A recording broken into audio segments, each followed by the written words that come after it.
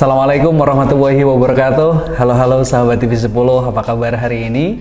Berjumpa dengan saya Max Nata tentunya di Kongko bareng komunitas. Dan seperti biasa, teman-teman yang ada di rumah bisa menyaksikan Kongko bareng komunitas di setiap hari Senin dan juga Jumat, tayang di jam setengah 8 pagi, jam 4 sore, dan juga di jam 8 malam. Nah, untuk episode kali ini Max udah kedatangan tamu spesial dari teman-teman kota kita. Ada Mas Bima, apa kabar Mas Bima? Kabar baik. Kabar baik. Di sampingnya ada Mbak Aci ya? Alhamdulillah sehat juga. Alhamdulillah sehat juga. Yang di rumah sehat juga? Alhamdulillah. Alhamdulillah.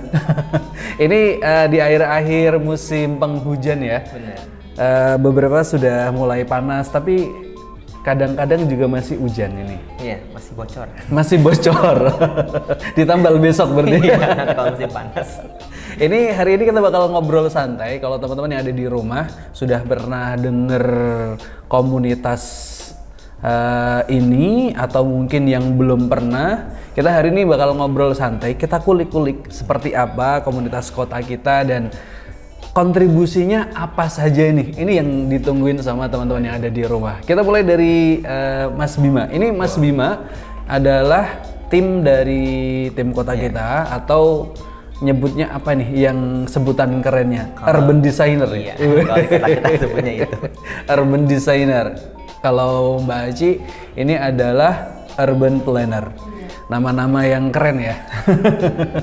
Boleh diceritain awal mula ada kota kita ini sejak kapan dan waduh, ceritanya gimana itu kok tiba-tiba muncul gitu? Kalau kota kita itu awal mulanya mungkin dari 2009-2010 dulu. Masih belum berbentuk, masih gerombolan. Markasnya masih, udah lumayan lama juga ya? Ya, kita kumpulnya cuma di Soto Gerabah zaman dulu kalau masih ada. Iya, baik. Dulu saya masih mahasiswa. Pokoknya ide awalnya itu karena musrenbang tuh, musyawarah pembangunan, gimana biar semua warga yang terlibat di musrenbang itu terinformasi. Nah, makanya kita idenya membuat namanya mini atlas. Nah, kalau kita kenal atlas kan ini kita bikin mini di tiap kelurahan, 51 waktu itu, 51 kelurahan. Di Solo? Di Solo. Nah, itu idenya jadi dulu kan belum ada WhatsApp, masih pakai SMS. Nah, jadi kita ngetok dulu tuh foundernya itu Pak Rifai, baik, dan Pak John, walaupun terlihat asing tapi ibunya orang Solo. Itu punya ide memetakan batas wilayah sampai terkecil di Solo, yaitu RT, batas RT. Nah, akhirnya ngajak mahasiswa dari arsitektur sama planologi gitu, pakai laptop semua. Salah satunya Mas Bima. Salah satunya saya. Pada waktu itu salah satunya saya. Pada waktu itu membuat batas RT. Nah, lalu semua RT 2.700 RT mengirimkan informasi pakai SMS waktu itu. Berapa jumlah kakak, berapa jumlah anak putus sekolah untuk diisi di tiap-tiap situ. Itu termasuk teritorialnya, batas wilayahnya. Batas wilayahnya. Termasuk itu batas juga. Batas wilayahnya termasuk itu juga. Akhirnya Solo punya pertama kali batas RT, peta batas sampai itu belum ada kota kita waktu itu. Dulu masih namanya proyeknya namanya kita sebut aja Solo Kota Kita. Oh, baik. Gitu. Masih Solo Kota Kita kayak gitu. Belum kita mau jadi komunitas gitu ya? Ataupun organisasi lah kota kita pada saat itu. Baru setelah itu terkumpul kita ke wali kota nih kayak gitu. Mengusulkan gitu. Waktu itu masih Pak Jokowi ya? Masih Pak Jokowi. Baik. Nah, kebetulan pada waktu itu wah ini saya suka karena dia kayak gitu. Nah, akhirnya didukung sama pemerintah kota. Pada waktu itu Pak Jokowi nulis surat juga ke kedutaan mana gitu. Akhirnya didukung, akhirnya jadilah 51 peta kelurahan ataupun mini atlas di tiap-tiap kelurahan. Jadi kalau ada musrenbang, nggak cuman misalnya masnya aja ngomong nih, saya mau usul pembersihan got di depan rumah saya. Kalau dari peta itu kan, kelihatan ya? Kelihatan nih, ininya nggak informasinya semuanya kan punya fair lah, semuanya punya informasi yang sama. Akhirnya semuanya bisa ngomong kayak gitu. Jadi awal idenya tuh itu untuk partisipasi warga ataupun ini untuk partisipasi budgeting namanya itu. Ini keren ya sahabat TV 10, karena ini kalau misalkan kita lihat dari apa yang sudah dilakukan di awal, yang jadi latar belakang kota kita, ini kan bagian yang sebenarnya dibutuhin banget sama kota ya, betul ya? Betul. Perjalanan 15 tahun ini kan nggak sebentar. Saya ke Mbak Aci. Mbak Aci ini bergabungnya kapan ini? Saya relatif baru, jauh lebih baru dari Mas Bima. Jadi baru bergabung tuh di 2022 awal gitu. Jadi cukup. Kenapa tertarik dengan kota kita? Apakah memang sama dengan background knowledge atau tempat belajar atau passionnya memang di situ dan melihat apa di kota kita gitu? Ya, pertama itu ya sesuai dengan background keilmuan, karena saya lulusan dari perencanaan wilayah dan kota, jadi secara bidang keilmuan sama gitu. Tapi bedanya mungkin dengan perencanaan-perencanaan yang formal gitu, yang kita biasa tahu dilakukan oleh pemerintah gitu ya, bersifatnya top down. Aku melihat di kota kita ini bisa menjembatani nih kebutuhan antara dari warga seperti apa dan sudut pandang dari pemerintah secara formal seperti apa gitu. Jadi kota kita menjadi memegang peran sebagai fasilitator, sebagai jembatan antara kedua kepentingan ini. Jadi aku pikir perencanaan kota akan bisa lebih fair, lebih bisa mengakomodasi suara orang-orang gitu. Makanya aku tertarik untuk di kota kita. Gitu. Artinya kalau biasanya yang terjadi dalam perencanaan kota ini hanya pemerintah saja yang terlibat secara signifikan, tapi masyarakat mungkin tidak begitu terlibat. Apakah dengan adanya kota kita, ini masyarakat yang ada di dimanapun di seluruh wilayah yang ada di kota itu bisa ikut terlibat dalam perencanaan kota, atau gimana Mas Bima? Mungkin stigmanya perencanaan kota itu terlalu formal ataupun terlalu tinggi. Kalau masyarakat biasanya merasa kecil misalnya kayak gitu. Apa sih suara wong cilik misalnya akan berpengaruh? Paling nggak didengar misalkan gitu. Tapi harusnya perencanaan kota itu yang jadi center atau yang pusat adalah warganya itu sendiri gitu. Justru masyarakatnya. Justru masyarakatnya. Makanya kota kita tuh hadirnya menjembatani misalnya suara dari masyarakat itu ke perencanaan yang lebih formal ataupun lebih besar misalnya di tingkat kota, ataupun nanti dibawa lagi ke tingkat nasional. Itu kan kota yang nanti yang membawa seperti itu.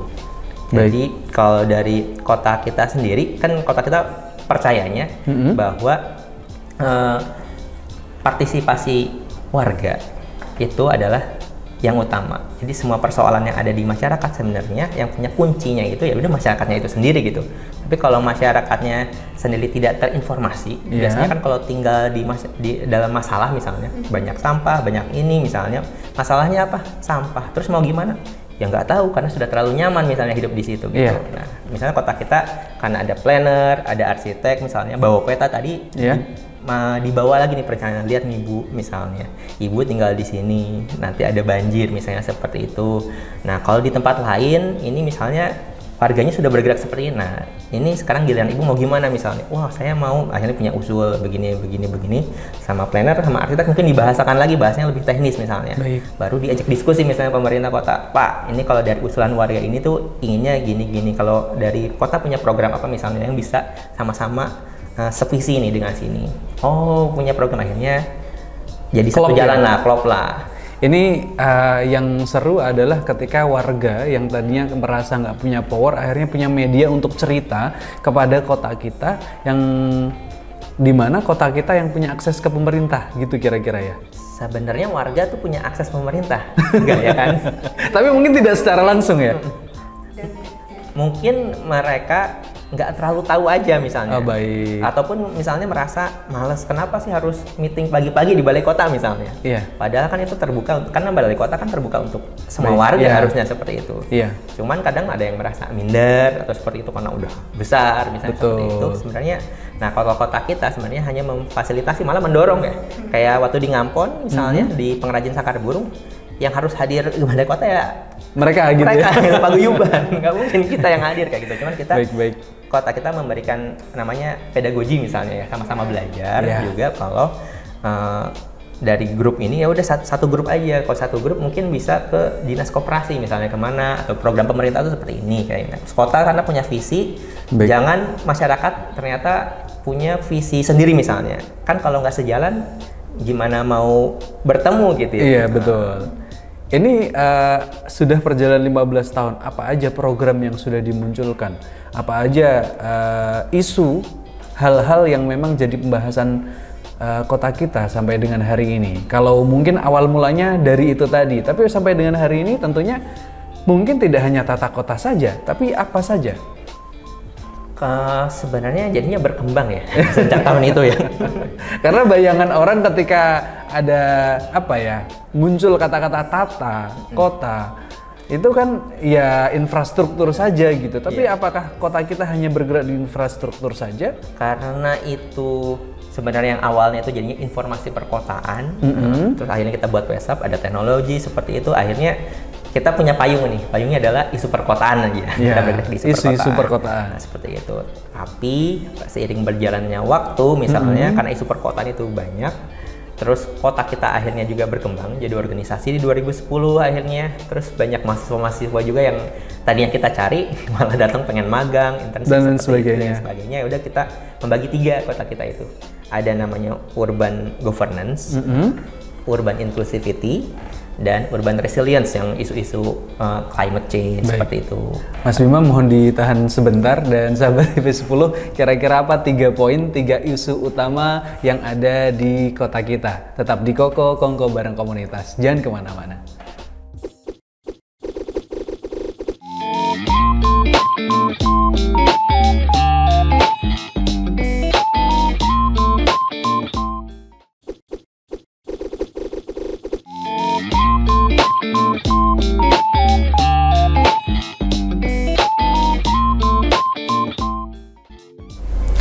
Sahabat TV10, masih di Koko Kongko bareng komunitas. Tempatnya kita ngobrol santai dan ngulik-ngulik seputar tentang komunitas yang ada di kota Solo dan sekitarnya.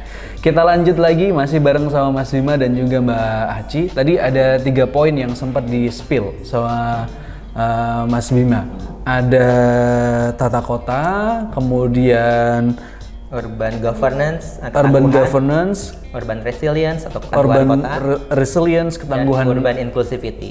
Urban inclusivity itu berarti hal-hal yang inklusif ya? Iya, betul. Seperti teman-teman difabel misalnya, akses betul. teman difabel misalnya seperti itu, dan juga perempuan, isu-isu tentang perempuan. Gender, ya.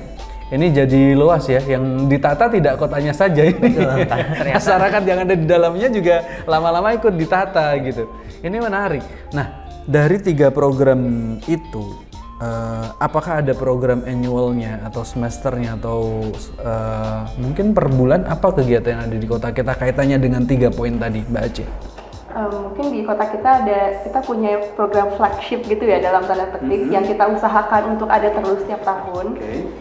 Yang pertama ada Urban Citizenship Academy, di mana itu akademi kewargaan mungkin ya kalau istilah santainya gitu. Jadi kita coba mengajak orang-orang muda di kota gitu untuk kayak mempengaruhi punya pengetahuan tentang isu perkotaan di kotanya sendiri itu seperti apa, terus bagaimana cara mereka bisa bergerak di kotanya gitu. Karena tadi yang udah Mas Bima bilang, mungkin nggak semua orang tuh tahu bagaimana cara mereka mengubah kotanya gitu supaya lebih baik untuk mereka. Jadi itu pertama.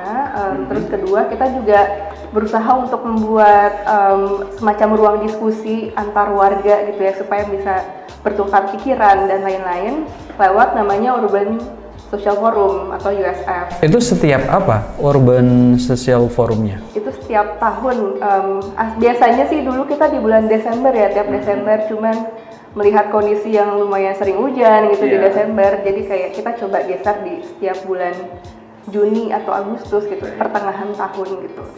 Jadi di ruang itu kita coba mengundang dari universitas, mungkin ada dari komunitas, ada dari pakar perkotaan gitu untuk bergabung.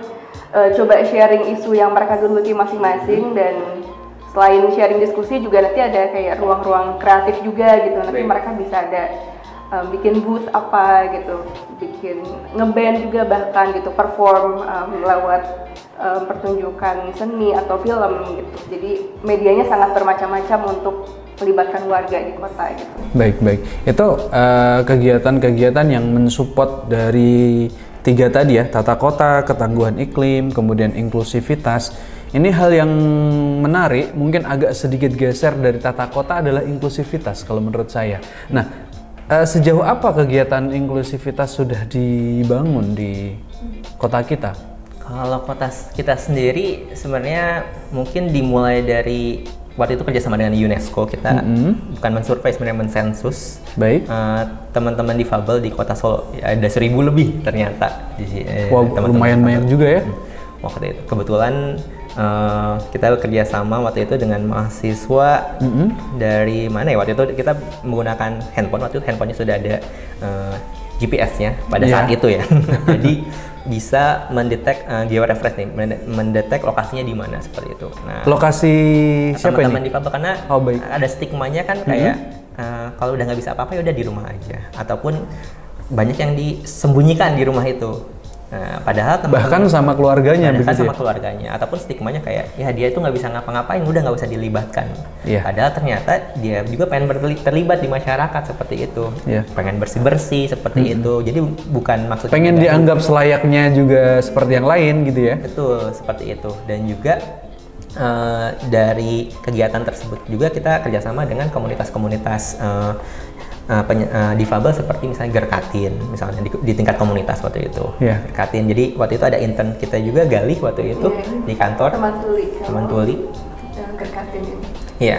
Terusnya juga kita bekerja sama dengan yang level formal misalnya di level kota waktu itu. Di level pemerintahan. Pemerintah kota. Nah, kalau dari isu itu kita berusaha memainstreaming, namanya memainstreaming isu itu kalau kota itu adalah kota Solo, khususnya Pada Barat itu adalah kota untuk semua harus diberi kesempatan yang sama, misalnya secara akses. Makanya kita audit aksesibilitas waktu itu di halte BST waktu itu. Dan juga kalau dari isu inklusivitas juga mungkin nanti nyambung ke isu orang muda. Kita waktu itu juga training ibu-ibu UMKM, udah 456 ibu-ibu waktu itu. Mereka nggak mau disebut ibu-ibu, makanya programnya kita sebut Diva. Waktu itu kita panggilnya Diva. Jadi kalau saya ini penghargaan ya sebenarnya. Ibu-ibu, kita bukan ibu-ibu katanya. Dilatih waktu itu tuh untuk TikTok waktu itu, bagaimana e-commerce seperti itu. Ternyata banyak yang belum kenal gitu, belum tahu caranya seperti apa. Padahal kota Solo produk-produknya ternyata macam-macam bagus gitu. Dari ibu-ibu itu, cuman aja aksesnya misalnya seperti itu. Dan juga kan ibu-ibu kan bebannya banyak, misalnya apa ini beban yang mana?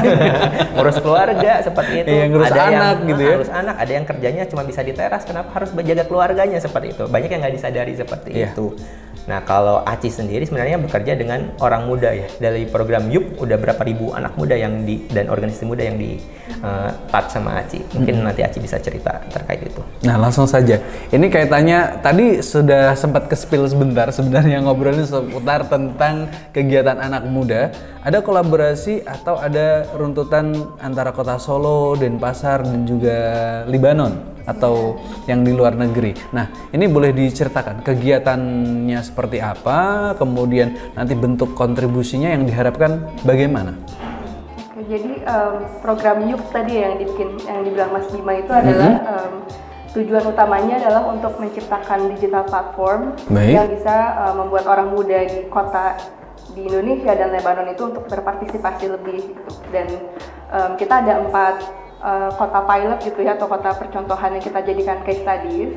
Jadi kalau di Indonesia itu di Solo dan Denpasar, terus kalau di Lebanon itu ada Bar Elias dan Elmina gitu. Nah, mungkin cerita sedikit kenapa Solo dan Denpasar, karena kita lihat Solo dan Denpasar itu kotanya itu kota menengah gitu ya. Jadi jumlah penduduknya itu kurang terlalu padat gitu ya. Tidak terlalu padat gitu. Jadi kita coba dengan skala yang menengah dulu nih gitu sebelum ke yang kota lebih yang besar ya. Mungkin permasalahan kotanya juga kompleks gitu. Betul. Terus dari segi kebudayaan juga mereka Solo dan Denpasar punya ciri khas masing-masing dan bisa kita perbandingkan gitu ya. Dan gerakan orang mudanya pun udah cukup banyak gitu di kedua kota ini gitu. Jadi ingin kita fasilitasi melalui digital platform ini gitu kurang lebih. Jadi penelitian ini tuh udah berjalan dari 2024 dan nanti akan berlanjut terus sampai 2026. Kurang lebih ada 4.000 orang muda yang udah kita engage gitu ya, udah kita terlibat untuk survei dan lain-lain. Dan harapannya suara mereka bisa kita akomodasi, nanti kita bawa ke pemerintah, dan orang muda ini kita ada ruang diskusi forum gitu nantinya di tahun ini harapannya bisa tukar pikiran, butuhnya tuh platform digital tuh seperti apa sih gitu, karena udah banyak juga kan sebenarnya ya aplikasi pemerintah atau gimana, jadi pengennya yang betul-betul sesuai kebutuhan mereka gitu dari kedua sisi ini. Kalau boleh tahu apa saja sih problem anak muda yang hari ini yang dikeluh kesahkan terhadap perkotaan atau apa yang sudah ada di kota gitu? Mungkin kalau dari secara isu dulu ya, mereka paling utama tuh masih berkutat dalam isu pendidikan gitu dan lapangan pekerjaan terutama ya. Mungkin karena ya teman-teman juga mungkin tahu kalau pendidikan itu aksesnya mungkin tidak bisa yang semuanya punya akses yang sama untuk saat ini, masih kita perlu perjuangkan juga di sana. Terus dari sisi lapangan pekerjaan juga yang mereka kita juga perlu menyediakan lapangan pekerjaan gitu, karena banyak nih populasi orang muda tapi mungkin lapangan pekerjaan tidak sebanding gitu. Salah satu yang lagi naik beritanya memang hari ini itu di kalangan Gen Z itu yang sedang tidak bekerja atau tidak sedang dalam kutip tidak melakukan apapun, tidak dalam training, tidak dalam bekerja, itu jumlahnya memang meningkat dan salah satu yang tertinggi di Asia. Saya baca beberapa waktu lalu dan itu kan berarti hari ini ketika kita bicara soal pendidikan yang di Indonesia baru-baru saja katanya itu biayanya mau naik karena ada program yang harus dijalankan dan lain sebagainya. Ini menjadi isu tambahan saya kira nanti pikir saya, karena yang kalau tadinya ada beasiswa yang diluncurkan kepada teman-teman, kepada yang dianggap tidak mampu, kemudian bisa kemudian menjalankan perkuliahan gitu ya, punya kesempatan yang sama. Kalau kemudian hari ini itu tidak ada, kemudian ditambah dengan kebutuhan loker gitu ya, ini akan menjadi semakin kompleks. Ini baru di kota sekecil Solo, kita belum bicara kota yang lebih besar. Ini akan sangat dibutuhkan, saya kira. Hal yang sedang dilakukan sama teman-teman di kota kita, terutamanya di apa? YUP? YUP. Oh iya, YUP ini akan menjadi satu hal yang signifikan supaya ada data konkret bahwa anak muda menyuarakan ini gitu. Ini sesuatu yang kita coba perjuangkan juga ya lewat diskusi-diskusi gitu, setidaknya pada level yang paling rendah mungkin awareness semua orang tuh sama gitu. Kayak warga punya pengetahuan bahwa akses ini kurang gitu terhadap pendidikan, pekerjaan, dan warga setidaknya tahu bagaimana cara mereka bisa menyampaikan suara mereka ke pemerintah gitu. Jadi ini yang kita coba jembatani bareng-bareng gitu. Betul. Ini makasih banyak udah mampir di TV 10. Kayaknya kalau kita lanjutin ngobrolin tentang kota kita nggak cukup ini waktunya. Semoga lain waktu ada kesempatan lagi kita bisa bersilaturahmi, bisa ngobrol-ngobrol bareng.